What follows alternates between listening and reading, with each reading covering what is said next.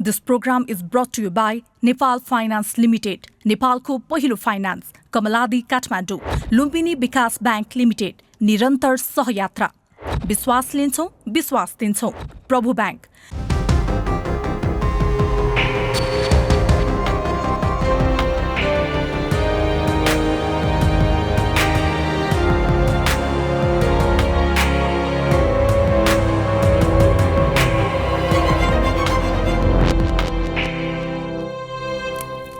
दर्शकवृन्द नमस्ते।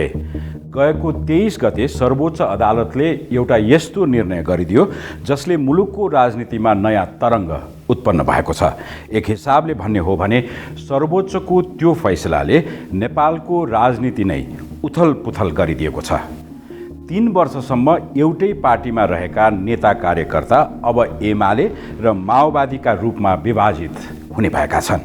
हाम्रो पार्टीको विरोधमा ऋषि कटेलजीले मुद्दा हाल्नुभएको छ र त्यो मुद्दा सर्वोच्चमा छ। निर्वाचन आयोगले हराइदिएपछि नेपाल कम्युनिस्ट पार्टी नेकपा मेरो पार्टी हो र यसलाई खारेज गरी पाऊँ भनेर भनेको छ। यदि खारेज भयो भने के हुन्छ होला?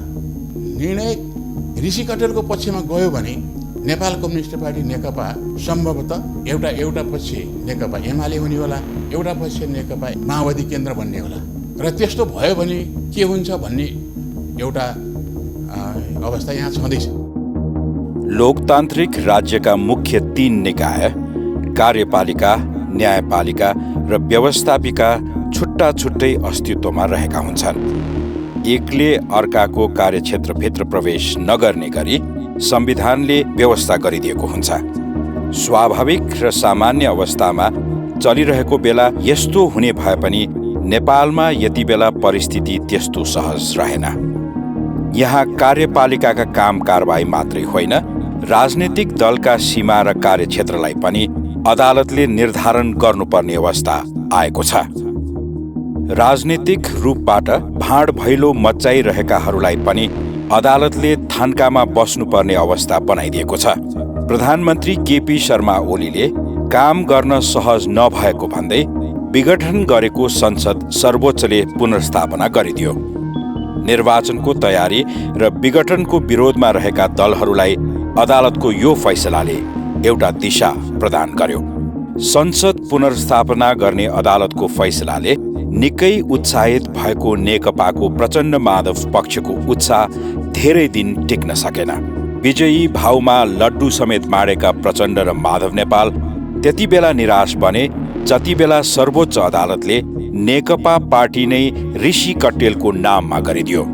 सर्वोच्च अदालतले एमाले र माओवादी मिलेर बनेको नेकपाको नाम कटेलको नाममा मात्रै दिएन, साबिकका एमाले र माओवादी पार्टी समेत बिउतिएको बताउँदै एकीकरण गर्ने भए नयाँ नामसहित फेरि निवेदन दिनुपर्ने व्यवस्था आदेश दियो।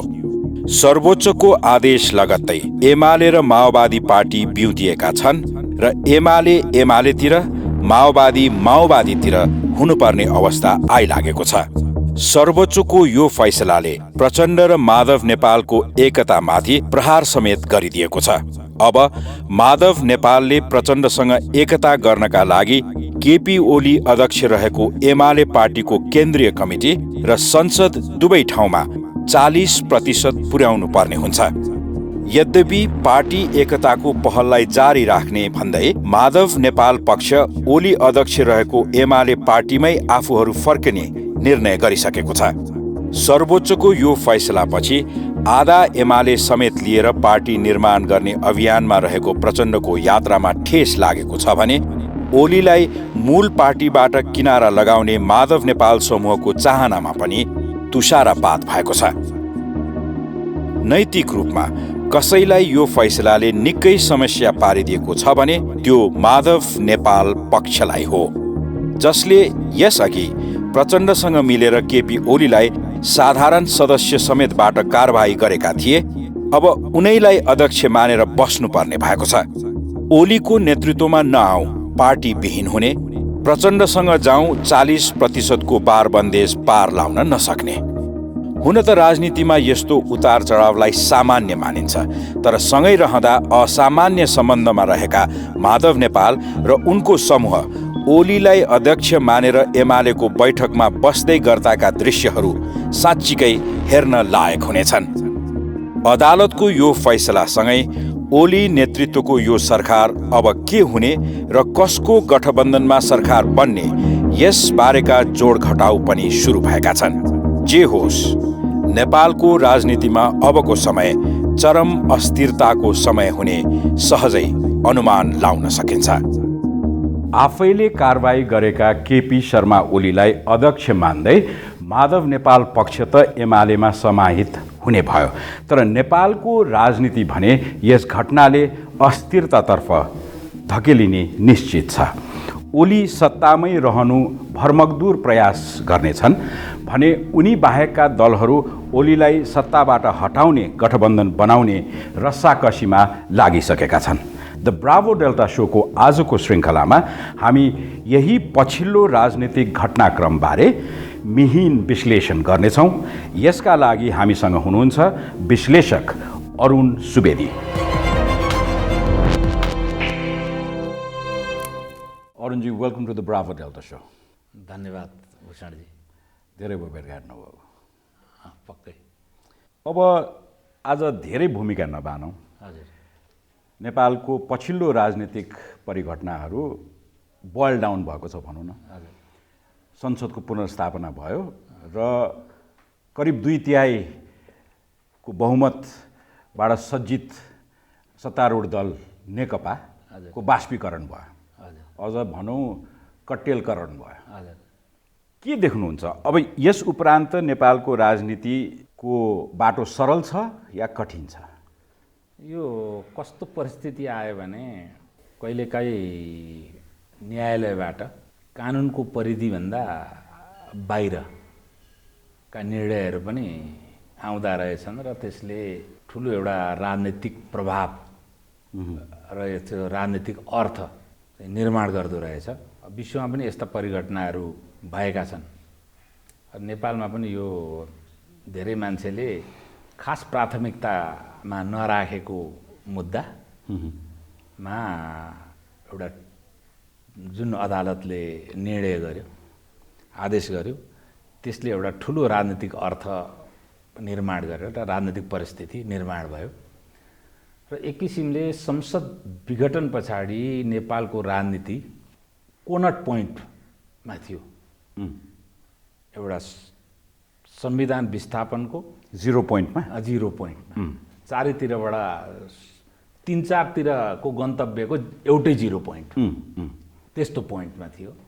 फेरि यसले चाहिँ अर्को त्यस्तै पोइन्टमा ल्याएर खडा गरिदियो यो निर्णयले। अब बलात् नेकपा दुईटा पार्टीमा गएर वैधानिक आफ्नो अस्तित्व रक्षा गर्नुपर्ने बाध्यात्मक स्थितिमा पुगे र अहिले त्यस पछाडि माओवादी केन्द्र बाहेक त्यसका अब छिटफुट मान्छेहरू अहिले पनि मन्त्री भइरहेका छन् केही, त्यो बाहेक बाँकी रहेका 3टै पार्टीमा दुई धार छ। एउटा यो संविधानलाई हुबहु ओन गर्ने, अर्को यो संविधानप्रति रिजर्भेसन भएको। यसलाई अझै क्लियर गरौँ त, कुन कुन हुबहु मान्ने पार्टी? अरू पार्टीहरू, अरू राजनीतिक शक्ति छन् जुन 3टा, अहिले उल्लेख्य त 4वटा शक्तिको उपस्थिति नै हो अहिलेको संसदमा। प्रचण्डजीको पार्टी अर्थात् माओवादी केन्द्रमा चाहिँ लगभग यो संविधानको कम्प्लिट ओनरसिपको त्यत्रो विवाद देखिएन। यो वर्तमान राजनीतिक प्रणाली र यो चाहिँ जुन संवैधानिक प्रणाली छ त्यसको पूर्ण ओनरसिप चाहिँ माओवादी केन्द्रले चाहिँ लिएकै अवस्था देखिन्छ। तर यसमा यो सही छैन र केही तात्विक परिवर्तन यो संविधानमा चाहिन्छ भन्ने धारणा एमालेमा पनि, काङ्ग्रेसमा पनि र जसपामा पनि देखिन्छ र यही प्रणालीलाई लिएर त एक किसिमले दुई धारमा तीनैवटा पार्टी विभाजित छन्। र अब फेरि इतिहासमा अब केपी ओलीजी प्रधानमन्त्री हुनुहुन्छ 3 वर्षदेखि, उपरान्त कति हुनु होला र अबको पर्म्युटेसन कम्बिनेसन कसरी अगाडि बढ्ला, माओवादी केन्द्रको बडो अनौठो निर्णय आएको छ। हिजोसम्म त्यत्रो गुर्र किटकिट को अवस्था, एकअर्कालाई निषेधै गरेर छाड्नुपर्छ भनेर खास गरिकन नेतृत्व तहमा निषेधै गर्नुपर्छ भन्ने अवस्थाबाट अर्को विकल्प निर्माण नभएसम्म केपी ओलीलाई नै समर्थन गर्ने र समर्थन फिर्ता नलिने भनेर माओवादीले निर्णय गरेको छ। यसको अर्थ मैले के देखेँ भने अझै पनि शून्य बिन्दु छ। शून्य बिन्दुबाट संविधान विस्थापनको सम्भावना, संविधान परिवर्तनको सम्भावना तर्फ जाने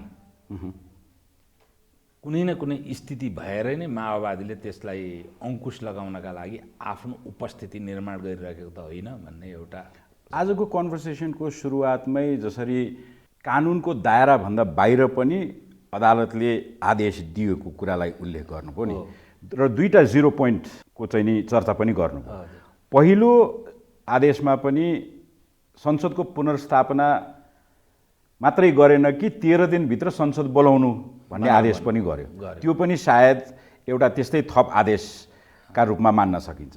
दोस्रो आदेशमा नामको बारेमा विवाद थियो, तर निर्णय चाहिँ नि एमाले माओवादीलाई पनि आफ्नो अस्तित्वमा पुर्याउने र यदि तपाईँहरूलाई फेरि एकीकृत हुन मन छ भने 15 दिने म्याद दिएर 15 दिनभित्रै होइन त पहिलोमा त के हो, यो त राजनीतिक निर्णय भयो भन्छन् नि। तर संसद पुनर्स्थापना गरिसकेपछि संसदको क्रियाशीलता पनि जरुरी छ। अब नेतृत्व तहमा एउटा सैद्धान्तिक रूपले हेर्दाखेरि नेतृत्व तहले संसदलाई फेरि डिफन्ड गरेर बोलाउँदै बोलाइदिएन भने के गर्ने भन्ने सवाल त्यहाँ अब बहस गर्दा पनि आएको थियो। त्यसकारण त्यो हदसम्मलाई मैले संविधान र कानुनको दायराभन्दा बाहिर गएको मैले चाहिँ पहिलो डिसिजनलाई चाहिँ ठानिन। यद्यपि के भने हामीले जुन संसदीय प्रणालीलाई स्वीकार गरिरहेका छौँ त्यसको शाश्वत मान्यता अनुसारको त्यो संवैधानिक प्रावधान थियो कि थिएन त्यो आफ्नो ठाउँमा बहस छ र त्यो शाश्वत मान्यता अनुसारको थिएन भनेर मैले त भनिआएको थिएँ। प्रदीप गिरिजीले चाहिँ यो संसदीय बेलायती मोडेलको संसदीय प्रणाली भन्छौँ, वेस्टमिन्स्टर शैली, त्यस अनुसारको संविधानै होइन र त्यसको मानकमा यसलाई हेर्नै हुँदैन भनेर उहाँले भन्नुभयो। भने त्यस्तो होइन रहेछ, यो हाम्रो मौलिक रहेछ।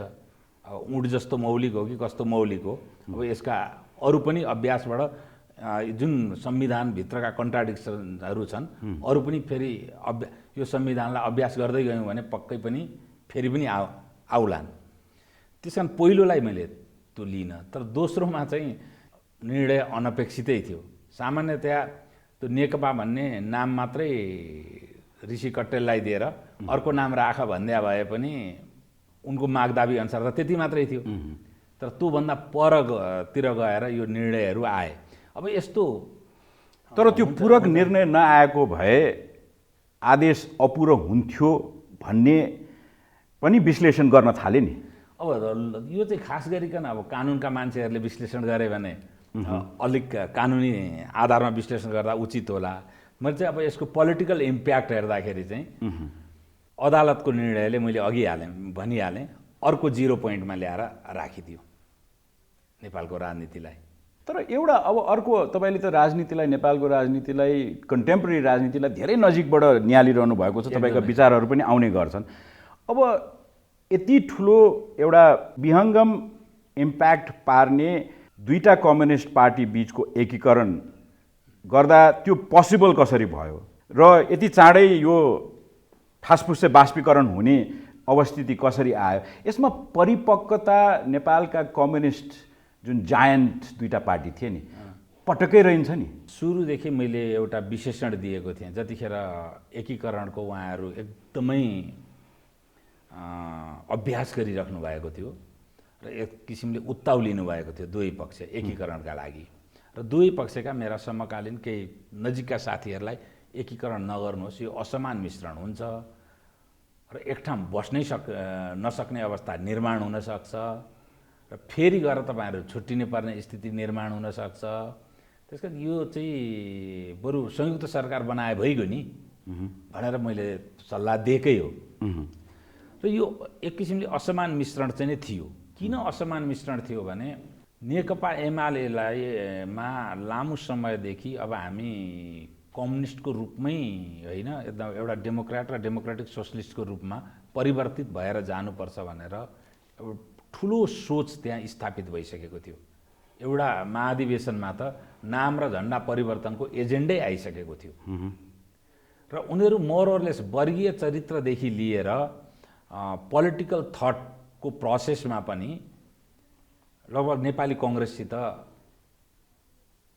धेरै समानता आइसकेको थियो र एउटा अल्टरनेटिभ डेमोक्रेटिक पार्टीको रूपमा आइसकेको अवस्था थियो र उनीहरूले कुनै धेरै सुदूर भूतमा एउटा फुटकर हिंसात्मक काम गरे पनि त्यस पछाडि उनीहरूको त्यत्रो ठुलो हिंसात्मक रिभोल्युसनरी भन्छन्, म त हिंसात्मकै भन्छु, हिंसात्मक आन्दोलनको इतिहास थिएन।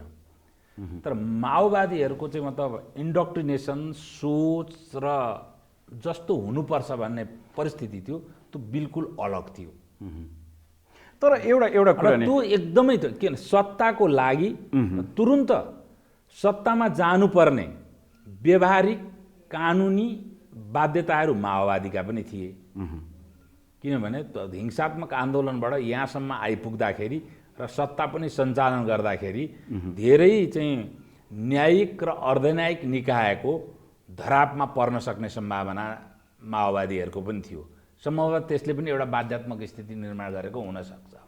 तर मैले यो नबुझेको ओलीजी जतिको व्यक्तिले कसरी पार्टी एकीकरणको लागि त्यसरी उत्ताउलिएर चाहिँ प्रचण्डजीसित जानुभयो त्यतिखेरै पनि मलाई त अनौठो लाग्यो। होइन, तर प्रचण्डजीसँग नेकपा एमालेको जुन मिश्रणलाई तपाईँले अलि अप्राकृतिक असमान मिश्रण भन्नुभयो, तर जुन बेला ओली र प्रचण्डको एक आपसका बीच मन कुडियो नि, त्यो कुडिएपछि एउटा पोलिटिकल स्टन्ट स्टेज भयो संसद पुनर्स्थापना भइसकेपछि, होइन?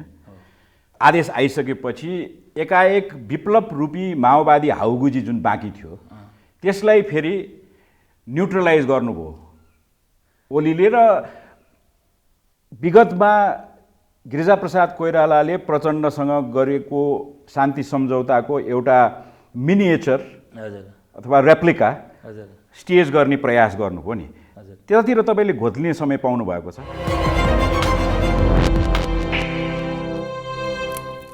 गिरिजाप्रसाद कोइरालाले प्रचण्डसँग गरेको शान्ति सम्झौताको एउटा मिनिएचर अथवा रेप्लिका स्टेज गर्ने प्रयास गर्नुभयो नि, त्यतातिर तपाईँले घोत्लिने समय पाउनु भएको छ? प्रधानमन्त्रीजी र विप्लवजीले सम्बोधन गरेको सभालाई मैले क्लिपहरू हेरिराखेका थिएँ र अलिकति प्रधानमन्त्रीजीमा जुन उत्साह थियो बडी ल्याङ्ग्वेजमा उमेरको बावजुद पनि र उमेरको बावजुद पनि विप्लवजीमा त्यो उत्साह चाहिँ देखिरहेको थिएन। यसलाई प्रचण्डजीको ल्यान्डिङसँगै त तुलना गर्न मिल्दैन। पार्लियामेन्ट पुनर्स्थापित नभएको भए पनि यो अध्याय चाहिँ आउँथ्यो जस्तो लाग्छ मलाई। विप्लवजीहरू बाध्यात्मक अवस्थामा पुगिसक्नु भएको थियो। अहिले मेरो जति बुझाइ छ त्यसको आधारमा हेर्दाखेरि नेपाल जस्तो भूरणनीतिक राष्ट्रमा यस्ता शक्तिहरू अन्तर्राष्ट्रिय टेकोपिँडो र इन्टरनल कन्फ्लिक्टमा एउटा न एउटा शक्तिले भरथेक नगरिकन यत्रो चाहिँ मतलब दबावकारी र भूमिकामा निर्माण भएका छैनन्। संसारमा कम्युनिस्टहरूकै इतिहास हेर्दाखेरि पनि कुनै पनि लिबरल डेमोक्रेटिक कन्ट्रीमा 8-10 वर्षमै आफूलाई रिभोल्युसनरी भन्ने कम्युनिस्टहरू यो तादादमा जुन माओवादी विकसित भयो पहिले त्यो तादादमा विकसित भएको इतिहास देखिन्न। यो अनौठो थियो। तर सँगसँगै अनौठो के थियो भने एउटा डेमोक्रेटिक राष्ट्रले चाहिँ राज्य विप्लव गरेको अपराधमा रेड कर्नर नोटिसमा राखेका नेताहरूलाई अर्को डेमोक्रेटिक राष्ट्रले आँखा चिम्म गरेर पनाह दिएको इतिहास पनि कमै थियो। सँगसँगै सैद्धान्तिक रूपमा गणतन्त्रको पक्षधर र एकदलीय जनवादको केन्द्रीयतालाई स्वीकार गर्ने एउटा राजनैतिक दल विरुद्ध बहुदलीय प्रजातन्त्रको सम्वर्धनमा का लागि राज्यले दमनमा उत्रिँदाखेरि राज्यको सुरक्षा निकायको संवैधानिक मुखियाले अस्वीकार गरेको अनौठो अवस्था पनि दुनियाँमा काहीँ थिएन। जसले गर्दाखेरि पहिलो माओवादीको कुरा गर्नुभएको दुनियाँमा काहीँ थिएन। जसले गर्दाखेरि तत्कालीन प्रधानमन्त्रीले राजीनामा नै दिनुभयो।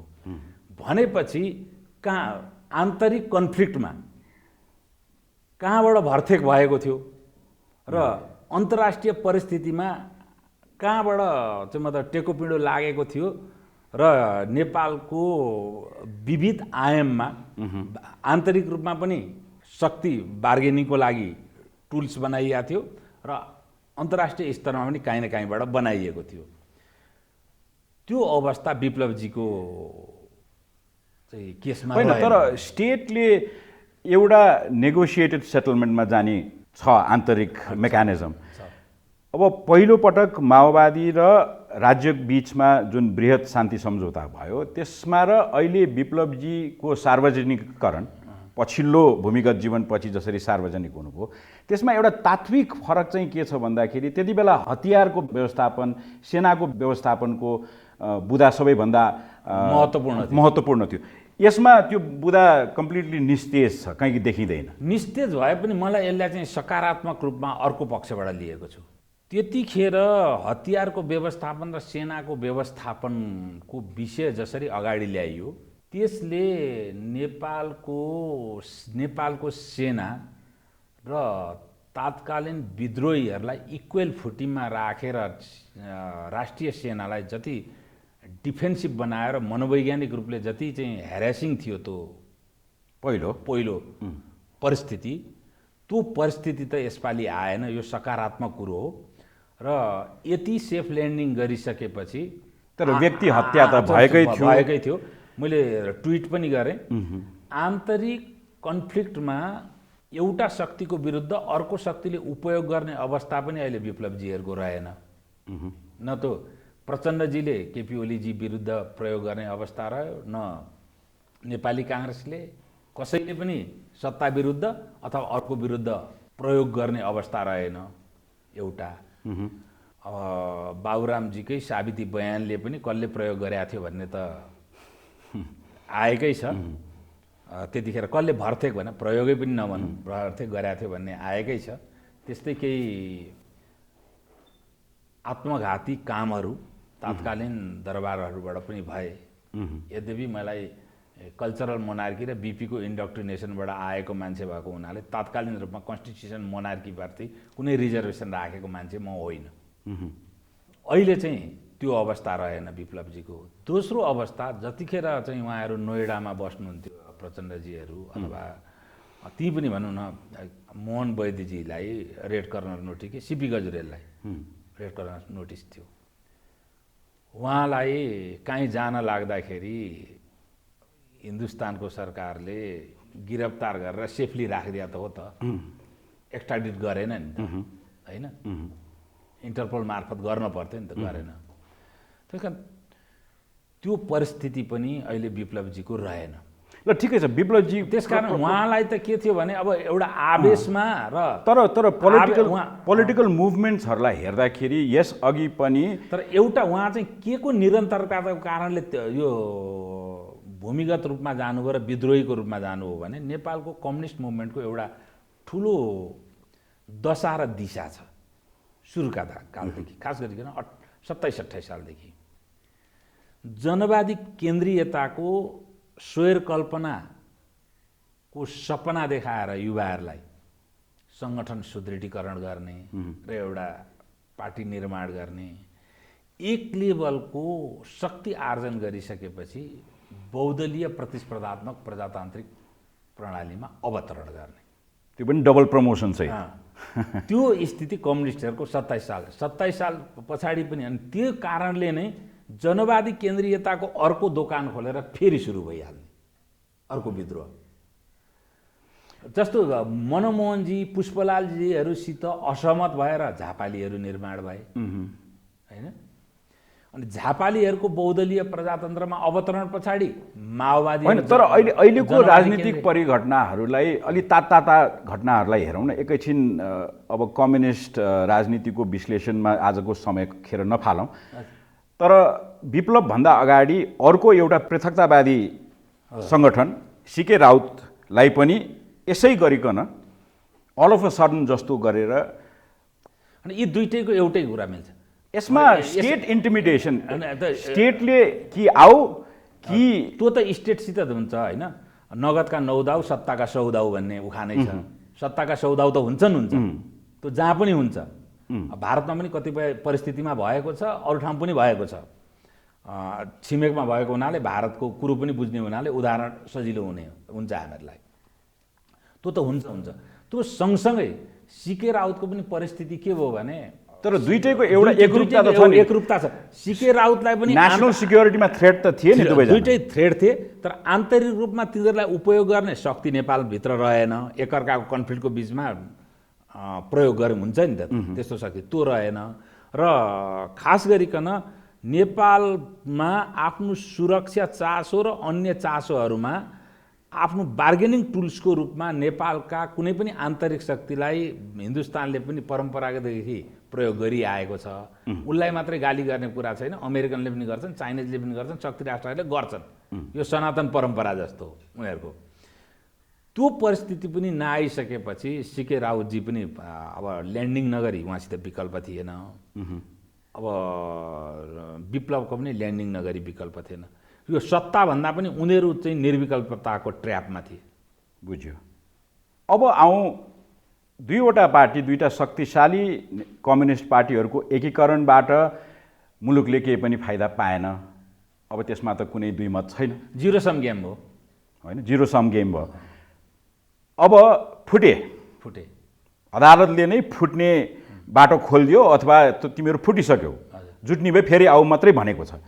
अब फुटिसकेपछि मुलुकलाई फाइदा हुन्छ त? अब मुलुकलाई फाइदा हुन चाहिँ अब राजनैतिक अस्थिरता बीच पनि आर्थिक सामाजिक रूपान्तरणका मुद्दाहरू चाहिँ निरन्तर रूपमा अगाडि बढेर इकोनोमिक एक्टिभिटिजलाई यसले इम्प्याक्ट पारेन भने मुलुकलाई यो आर्थिक राजनीतिक किचलो हुँदै गर्छ। मान्छेको जनजीवनमा र मुलुकको आर्थिक विकासमा खासै ठुलो इम्प्याक्ट पर्दैन। तर त्यसका लागि के चाहिँ भन्दा राजनीतिक अस्थिरताले मात्रै चाहिँ त्यसलाई इम्प्याक्ट पर्दैन। जब आधारभूत रूपमा संविधानकै कुरालाई लिएर, संवैधानिक प्रणालीकै कुरालाई लिएर विवादहरू यथावत रहन्छन् भने त्यसले चाहिँ असर पार्दछ। अहिले पनि नेपालको संवैधानिक हुन त संसद पुनर्स्थापना पछाडि मैले कुरा पनि गरेका थिएँ, मलाई यो संविधानप्रति ठुलो रिजर्भेसन भएको व्यक्तिमध्ये म पनि हुँ। अब यो संविधानलाई मैले सभ्यताको लडाइँको रूपमा पनि ग्रहण गरेरै व्याख्या गर्दै आएको हो। र यो सभ्यताको लडाइँमा संसद पुनर्स्थापना पछाडि लगभग यो संविधान चाहिँ संवैधानिक स्थायित्व चाहिँ हुने, तर राजनीतिक अस्थिरता चाहिँ कायम राख्ने, नियन्त्रित राजनीतिक अस्थिरता भन्छु, त्यो चाहिँ कायमै रहने अवस्था निर्माण भयो भनेर मेरो टिप्पणी थियो। र लगभग यो सभ्यताको लडाइँमा अब यो संवैधानिक स्थिरताले हामीले हारेको अवस्था हो कि भनेर मैले व्याख्या पनि गरेँ। तर अहिले जुन आयो, अब आएपछि अब केही दिन प्रधानमन्त्रीजीको क्रियाकलापलाई पनि र उहाँका अभिव्यक्तिहरूलाई पनि इन्तजार गर्नुपर्छ। र केही दिन अब नेपाली काङ्ग्रेसको पनि त अजीब स्थिति छ हेर्नुहोस्। होइन, तर त्यो स्थितिमा आउनुभन्दा अगाडि एउटा कमन फ्याक्टरलाई म रिट्रिभ गर्न चाहन्छु। जसरी विप्लव सीके राउतको कुनै न कुनै नेसनल सिक्युरिटीसँग गाँसिएका इस्युजहरू थिए, पोलिटिकल, कन्स्टिट्युसनल, जे भन्नु, त्यस्तै इस्युजहरू अहिले फेरि चर्चामा आएको जसपा, जसको आगामी सत्ता समीकरणमा केही भूमिका हुन सक्छ भन्ने आङ्कलन गर्न थालिएको छ, उनीहरूसँग पनि रेशम चौधरीसँग गाँसिएको एउटा अर्को फौजदारी जस्तो देखिने तर राजनीतिक र कन्स्टिट्युसनल नेसनल सिक्युरिटीसँग गाँसिएको एउटा मुद्दा ऊ जेलभित्रै छ। त्यस्तै गरिकन कङ्ग्रेसका सभापति पनि आलमलाई छुटाउने पहल गर्छु भनेर आगामी सत्ता समीकरणको नजिक म पनि छु है रेसमा भने जस्तो अभिव्यक्ति दिइरहनु भएको छ। अब यो सत्ता समीकरण चाहिँ नि यो एक्स्ट्रा कन्स्टिट्युसनल, क्रिमिनल, नेसनल सिक्योरिटीमा भएका थ्रेटहरू आदि सबैसँग मिसिएका मुद्दाहरूमा आरोपित र सजाय भोगिरहेका राजनीतिक कर्मीहरूलाई एउटा आम माफीको दायरामा ल्याउने होडमा गएर अबको राजनीतिक समीकरण बन्छ या नेपालले खोजेको ब्रेक थ्रु तर्फ उन्मुख राजनीतिक समीकरण बन्छ। अब उपरान्त बन्ने राजनीतिक समीकरणमा लाजगाल आफूले बोकेको मुद्दाको रूपमा जसपाले त रेशम चौधरीको कुरालाई एउटा बुदासम्ममा काहीँ न काहीँ राख्न सक्ला, तर आलमजीलाई नै बोकेर त्यसरी नेपाली कङ्ग्रेसले नै सत्ता साझेदारीको सम्भावनामा एउटा नेगोसिएटिङ पोइन्ट बनाउँछ भन्ने कुरामा चाहिँ म अहिले पनि विश्वास गर्दिनँ। तर बोल्दै त हिँड्नु भएको छ। अब उहाँले अब के उसमा बोल्नुभयो थाहा छैन। अब यो न्यायिक निरूपणको अध्यायमा छ, अब अन्तिम टुङ्गो लागेको छैन सायद उहाँको मुद्दाको। अन्तिम अब उता संवैधानिक केस हुँदाखेरि चाहिँ अदालतलाई पर्ख्यौँ भन्ने शेरबहादुरजी, अब क्रिमिनल केसमा चाहिँ अदालतलाई नपर्खिकन उहाँ बोल्न थाल्नुभयो भने उहाँले पनि म के कुरा गरिरहेको छु भनेर एकचोटि कानुनी सल्लाहकारलाई डाकेर सोध्नुपर्ने स्थिति देखेँ मैले। यो मैले नोटिस चाहिँ गरेको थिएन उहाँले बोलेको। यदि हो भने नबोल्दै उहाँलाई पनि उचित हुन्छ र जसपाले त त्यो राख्ला आफ्नो अगाडि। तर त्योभन्दा पनि महत्त्वपूर्ण परिस्थिति के? तर रेशम चौधरीको मुद्दा पनि मान्छेलाई राम्रो लागे पनि नलागे पनि जतिसुकै राजनीतिक रङ दिए पनि फौजदारी अदालतकै तर त्यो निर्णय हो नि। मलाई अलिकति चित्त नबुझेको कुरा छ रेशम चौधरी। मैले भने पनि छु पहिले मेरो आफ्नै ब्लगमा अथवा कहीँ भनेको छु, यो धेरै देशहरूमा भिडलाई उत्तेजित बनाएर हिंसात्मक वातावरण निर्माण गरे बापत पनि धेरै नेताहरू दण्डित भएका छन्, धेरै व्यक्तिहरू दण्डित भएका छन्। जुन टिकापुर घटना घट्यो त्योभन्दा अगाडि त्यहाँ ठुला पार्टीका को मान्छे गरेर के बोलेका थिए त? र भोलिपल्टको वातावरण त्यो अघिल्लो दिनको उत्तेजनात्मक भाषणले निर्माण गरेको हो कि होइन? र के रेशम चौधरी मात्रै एउटा कल्प्रेट हुन् कि उनीहरू पनि कल्प्रेट हुन्? एउटा सैद्धान्तिक बहस त्यहाँनिर छ।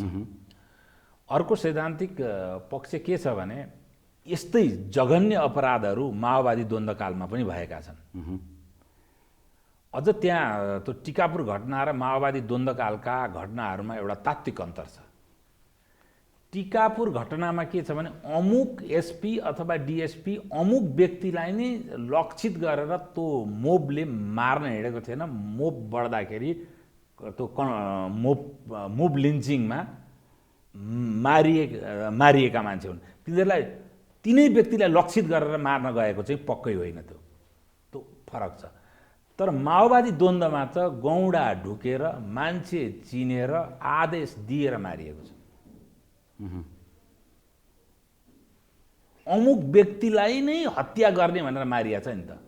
त्यो मुक्ति अधिकारी होस् कि के अरे ओखलढुङ्गाको श्रेष्ठलाई होस् कि डेकेन्द्र थापालाई होस् कि हिजो अस्ति नै पनि अब त्यो राजेन्द्र श्रेष्ठको जुन हत्या भएको छ यो विप्लवद्वारा, यस्ता घटनाहरू छन्। र ओखलढुङ्गा काण्डमा जस्तो प्रकारको राज्यको नीति रह्यो र टिकापुर घटनामा राज्यको जुन नीति लियो, काहीँ यसले हाम्रो राज्यमा नै सेलेक्टिभ जस्टिस र सेलेक्टिभ एडमिनिस्ट्रेटिभ चाहिँ एप्रोच त स्थापित भइरहेको छैन भनेर प्रश्न गर्ने ठाउँ चाहिँ छ है। त्यो चाहिँ टिकापुरमा त्यो एसपी मारिनु भएको छ। तर त्यो एसपीजीलाई जानेर चिनेर यसैलाई मार्नुपर्छ भनेर कसैले रेशम चौधरीले आदेश दिएको र कुनै अमुक व्यक्ति गएर गोली ठोकेको चाहिँ होइन। लाल आयोगको रिपोर्ट पढ्न भ्याइसक्नु भयो क्या हो? त्यो चाहिँ होइन है, त्यो चाहिँ होइन। यद्यपि र अर्को कुरो, रेशम चौधरी टिकापुर घटनामा जसरी दोषी भए त्योभन्दा अघिल्लो दिनका माननीयहरू किन दोषी भएनन् भनेर मैले बोलेको पनि छु। तर यो ताजा राजनीति यति धेरै रक्तरञ्जित हुन पुग्यो, किनभने व्यक्ति हत्याका थुप्रै उदाहरण तपाईँले पनि पेश गर्नुभयो, त्यो भएका पनि छन्। त्यो के कारणले भए, कसरी भए, त्यसका प्रकृतिहरू फरक फरक होलान्।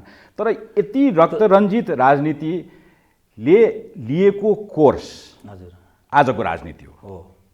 त्यो राजनीतिको अबको सत्ता समीकरण, अब हिजोका दिनसम्म एउटा एन्टी इन्कम्बेन्सी ओलीजीको राजीनामा नै सबै समाधान हो भने जस्तो लाग्थ्यो।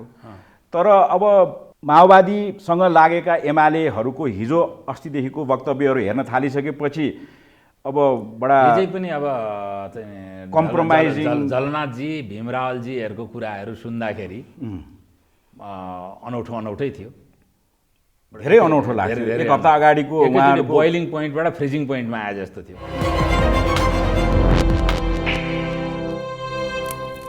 अब सत्ता समीकरणले कस्तो प्रारूप लिएला, तपाईँको आङ्कलन कस्तो छ? होइन, कुनै न कुनै कम्बिनेसन त हुनैपर्छ। कम्बिनेसन भएन भने अब सबभन्दा ठुलो धर्म सङ्कट प्रचण्डलाई देख्छु अहिलेको। प्रधानमन्त्री ओलीलाई भन्दा पनि बढ्ता ठुलो धर्म सङ्कट प्रचण्डलाई देख्छु। एक, यो प्रणाली जोगाउने अभिभार आफैले लिनुपर्ने उनको बाध्यात्मक स्थिति। यो प्रणाली नै विस्थापन भयो भने झन् उहाँ चाहिँ न्यायिक र अर्धन्यायिक धरापमा पर्न सक्ने सम्भावना भएको मान्छे। सबभन्दा बढी उहाँ मात्रै कि न्यायिक र अर्धन्यायिक धरापमा पर्ने उहाँ मात्रै कि उहाँका अन्य सहकर्मीहरू पनि, उहाँका अनुगामी नेताहरू पनि होलान्, छन्, सहकर्मीहरू पनि छन्। तर सुप्रिमोको हिसाबले उहाँलाई नै मैले भने हो। उहाँ अब यसलाई एजिटेट टिकाउनलाई अहिले केपी ओलीजीलाई समर्थन गर्नु बाहेक उहाँको विकल्प छैन कि जसपा र काङ्ग्रेसलाई एक ठाउँमा राख्न सक्नु पर्यो। त्यो बिचमा जसपा र काङ्ग्रेसमा जुन प्रकारको छिमेक र अन्तर्राष्ट्रिय प्रभाव छ, त्यो प्रभावलाई व्यवस्थापन गर्ने परिस्थिति उहाँको विगत एक वर्षदेखि गुम्दै गएको अवस्था र नसकिरहेको अवस्था प्रचण्डजीको। अब तुरुन्तै हेर्नुहोस्, अब नीति तथा कार्यक्रम र बजेट त ल्याउनु पर्यो सरकारले। त्यो बजेट ल्याउँदाखेरि अब त केपीजीले त एकलौटी ल्याउने हो, प्रचण्डजीलाई सोध्नु पर्ने त थिति रहेन। त्यो बजेट ल्याउँदाखेरि त्यसलाई असफल बनाइदिउँ, बजेट र नीति तथा कार्यक्रम फेरि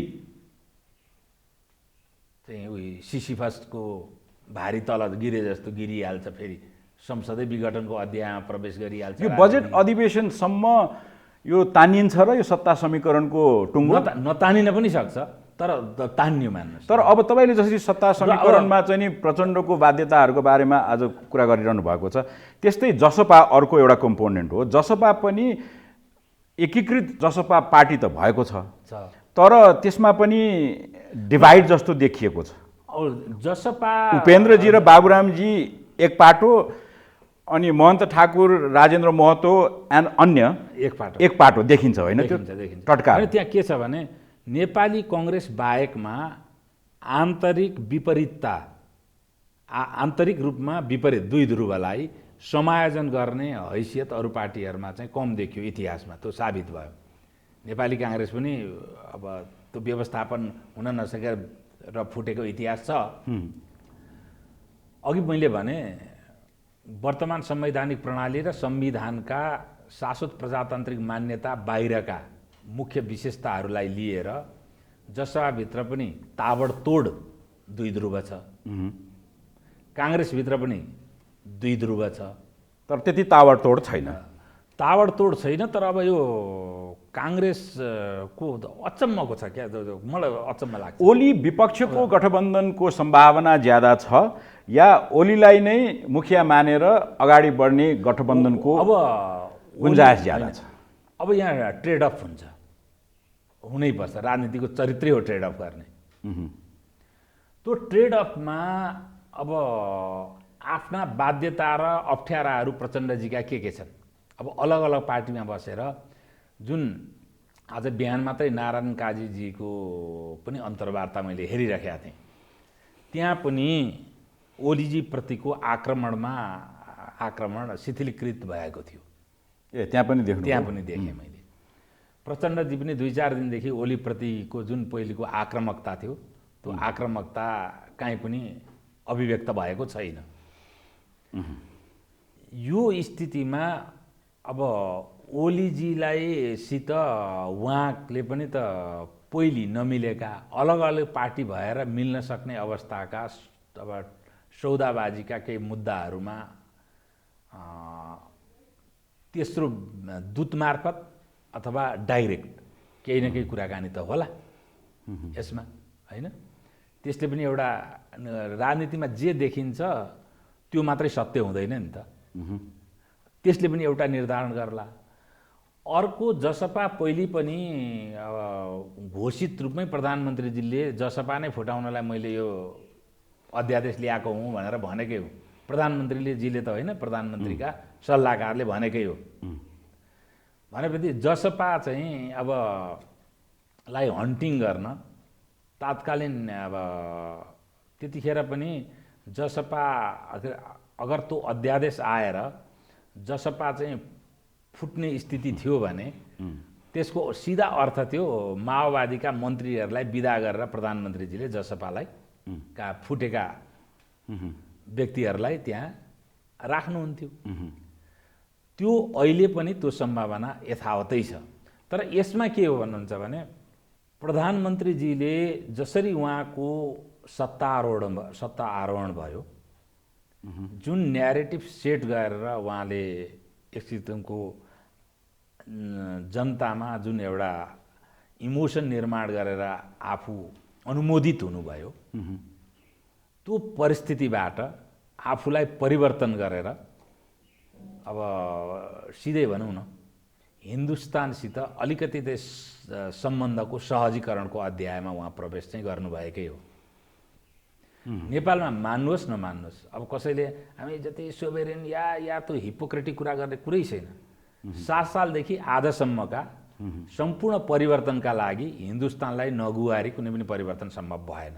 तर इन्टरनल नै कुरा गरौँ न। यहाँ तपाईले भन्नुभएको गुन्जाइस छ, त्यो देखिन्छ। त्यो छ। त्यसलाई जति कार्पेट मुनि लुकाए पनि लुक्दैन त्यो। यसको पछाडिको सबभन्दा ठुलो कारण के हो भने नेपालको सार्वभौम अस्तित्व नै अतिक्रमित हुने कुराको त म विश्वास गर्दैन। तर उसको सुरक्षा चासो सघन रूपमा नेपालको जोग्राफीको कारणले जोडिएको हुनाले ऊ बारम्बार बाध्यात्मक अथवा कहिलेकाहीँ उत्तेजनात्मक रूपमा नेपालको राजनीतिमा हिन्दुस्तान उपस्थित हुन्छ। तर भएको छ यो पालि र यसपालि पनि मैले यो किन भनिरहेको छ भने जसपाको नियति धेरै हदसम्म हिन्दुस्तानको दृष्टिकोण र हिन्दुस्तानको कोभर्ट स्ट्राटेजीमा निर्भर गर्छ। यो मान्नुहोस् नमान्नुहोस् है। त्यसले गर्दाखेरि पनि अब ओलीजीको परिस्थिति निर्धारित हुन्छ। यदि त्यो भने अहिले त प्रचण्डजीका त अब जो मन्त्रीहरू छन् ती त के डिफेक्टरबाट प्रचण्डजीले हटाउनु पर्यो, होइन? सो अहिले जसपा भनिरहँदाखेरि पनि जसपाको पनि स्प्लिटेड जसपाको चित्रण गरिरहेका छौँ कि? अनि जसपा स्प्लिट त यसै छ। के छ भने जसपाभित्र पनि सांस्कृतिक राष्ट्रियताको कुरालाई मान्ने र बाबुराम र उपेन्द्रजी जस्तो एकदमै चाहिँ फुल्ली सेकुलारिस्ट त्यो दुईटा थट त स्थापित छ त्यहाँभित्र। ओके, है, त्यो दुईटा थट स्थापित छ। र कतिपय परिघटनाले गर्दाखेरि जसरी प्रचण्डजी न्यायिक र अर्धन्यायिक धरापमा पर्न सक्ने अवस्थाहरू अहिले पनि एजिटेड छन्, त्यो अवस्थाबाट न त बाबुरामजी बच्न सक्ने अवस्था छ, न उपेन्द्रजीलाई नै अभयदान हुने अवस्था छ। उहाँहरू दुईजनामा पनि त्यो परिस्थिति छ है। त्यो परिस्थिति भएको हुनाले अरू जसपाका लिडरहरूमा त्यो परिस्थिति, महन्त ठाकुर भन्नुहोस् होइन, राजकिशोर यादव, उहाँहरूलाई त्यत्रो कुनै प्रकारको न्यायिक र अर्धन्यायिक धरापमा पर्नुपर्ने स्थिति छैन। एक तर तपाईँको आजको कुरा सुनिरहँदाखेरि विभिन्न पार्टीहरूको विभिन्न राजनीतिक व्यक्तित्वहरूको आजको स्थितिका बारेमा हामी धेरै विवेचना गरिरहेका छौँ, तर आगामी बन्ने समीकरण र नेपालले पाउने प्रधानमन्त्री वा सरकारको नेतृत्वका बारेमा चाहिँ अझै पनि क्ल्यारिटी देखिएको छैन हैन त? हैन, छैन, एकदम छैन। तर ओलीजीले को इजी हन्ट भने चाहिँ अब अहिले जसपा नै हो काङ्ग्रेसभन्दा। अरिथमेटिकली त उहाँलाई पुगिहाल्छ क्यारे, जसपाबाट पुगिहाल्छ। इजी हन्ट जसपा नै हो र बाबुरामजीहरूको पनि बाध्यात्मक स्थिति पार्टी फुट्नुभन्दा समर्थन गर्नुहोस्। तर तपाईँले जसरी अहिले चाहिँ नि विवेचना गरिरहनु भएको छ नि, जसपाको एउटा कम्पोनेन्टलाई वा चाहिँ नि तर यसमा होल सोल हन्ट गर्न त्यति सजिलो छ ओलीजीलाई? होइन, सहज पनि छ, केही अप्ठ्यारो पनि छ। त्यसमा चाहिँ ओलीजीको अब उहाँले कुन गन्तव्य निर्धारण गर्नुहुन्छ त्यसमा हो। जुन प्रभाव अट्याच छ जसपामा भनिरहनु भएको छ नि, संविधान लागू हुने बित्तिकै उहाँले तपाईँसँगकै एउटा वार्तामा जुन आफ्नो स्ट्यान्ड राख्नु भएको थियो र पछि पनि सत्तामा हुँदाखेरि बारम्बार फुटकर रूपमा ती कुराहरू काहीँ न काहीँ कुनै न कुनै किसिमबाट अभिव्यक्त भइरहन्थे, आफ्ना वरिपरिका सहयोगीबाट होस् अथवा आफैबाट त्यो अभिव्यक्त भइरहेका थिए।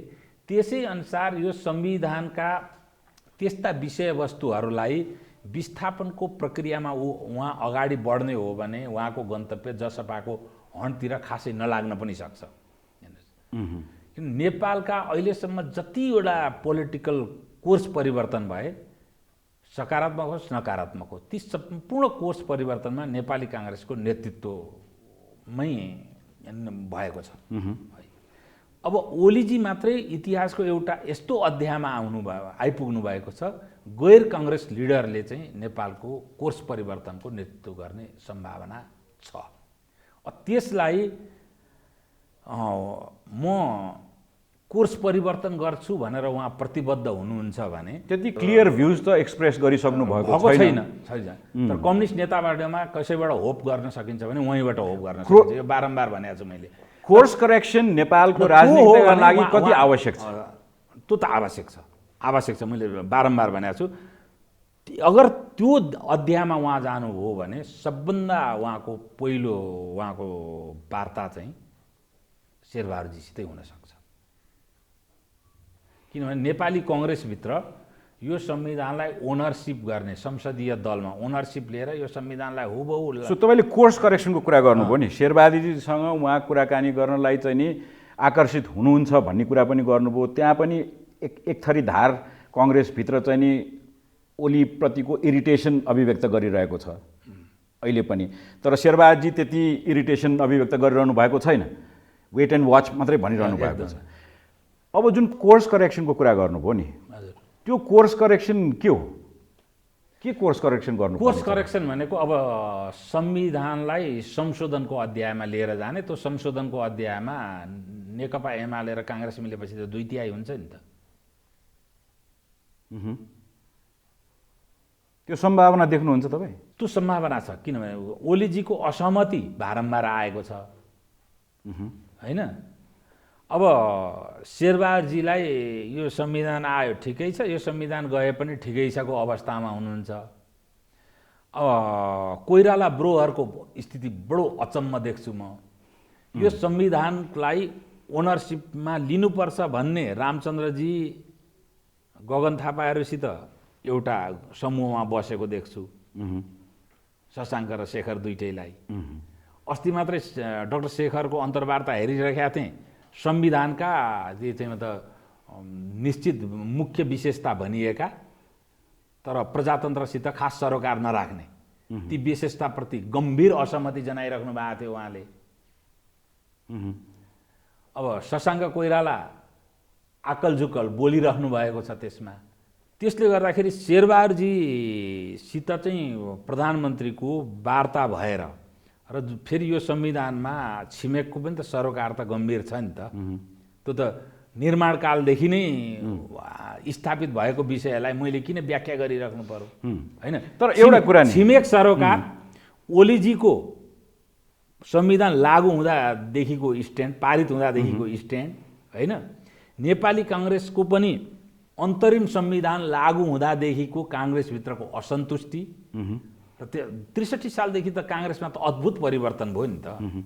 काङ्ग्रेसले आफ्नो सिद्धान्त नै लेफ्ट विङ नेसनलिस्ट राख्यो।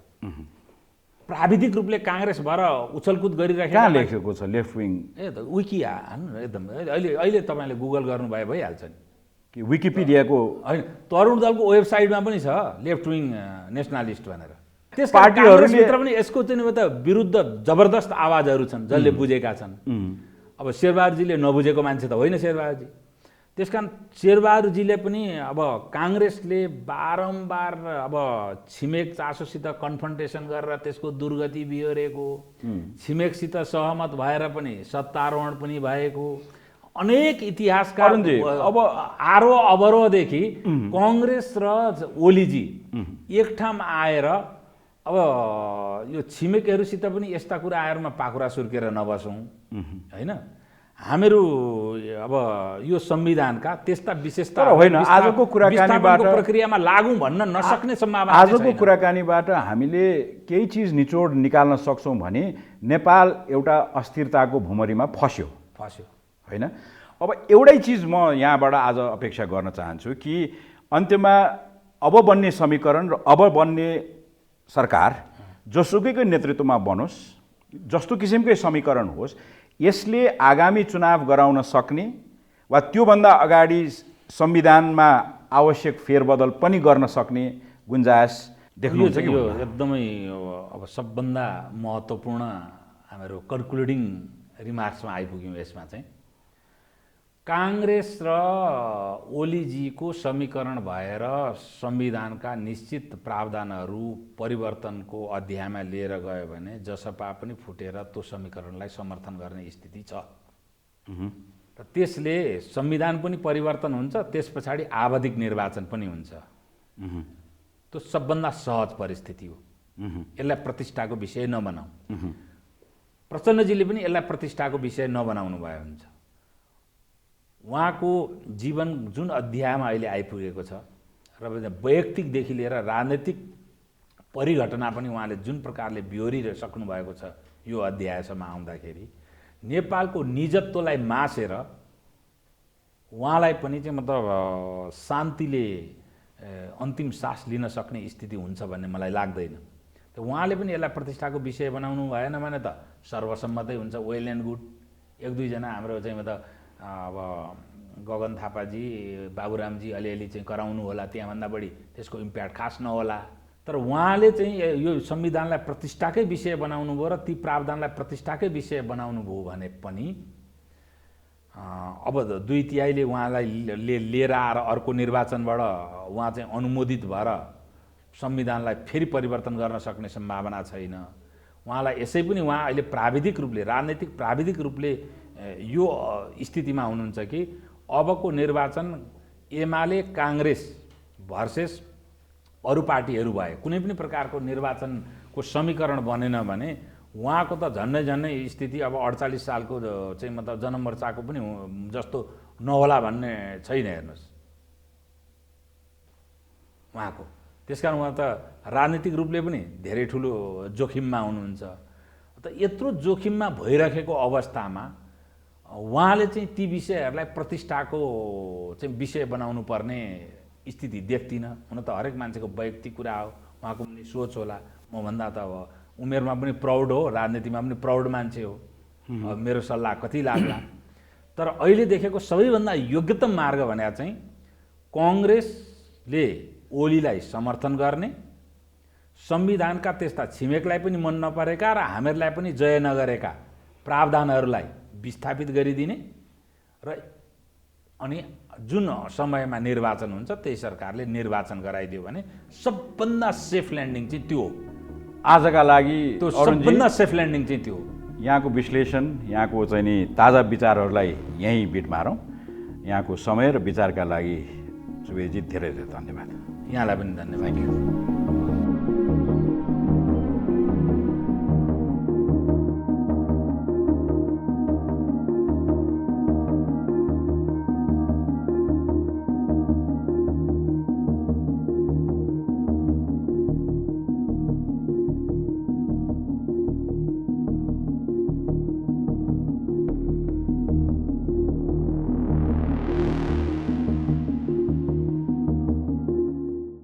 This program is brought to you by Nepal Finance Limited, नेपालको पहिलो फाइनान्स, कमलादी काठमाडौँ, लुम्बिनी विकास बैंक लिमिटेड, निरन्तर सहयात्रा।